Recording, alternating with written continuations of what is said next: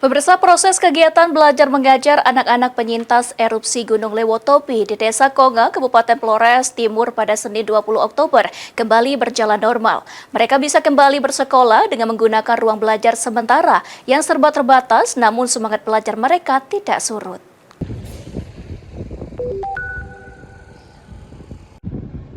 Kegiatan belajar mengajar bagi anak-anak penyintas erupsi Gunung Lewotobi tetap berlangsung di Sekolah Komunitas Pahlawan Anak dan Sekolah Ceria yang terletak di Desa Konga, Kabupaten Flores Timur, Nusa Tenggara Timur pada Senin 20 Oktober.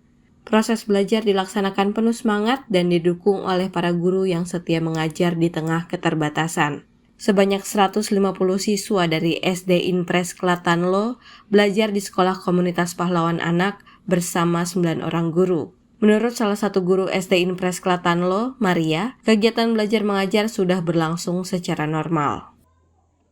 Kegiatan belajar mengajar kami di sini, kami sudah kegiatan penuh karena jumlah gurunya sudah semua ke sini, jumlah siswanya juga yang di hunian di Mandiri itu juga sudah semua ditarik ke sini, sehingga kegiatan belajar kami di sini penuh.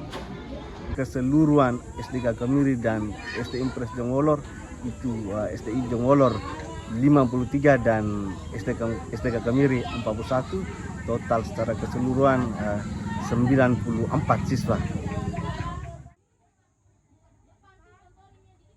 Meski masih ada kekurangan seperti air bersih, keamanan, serta kenyamanan, pihak sekolah tetap bersyukur adanya pembangunan ruang sekolah darurat, sebab proses belajar mengajar bisa tetap terlaksana.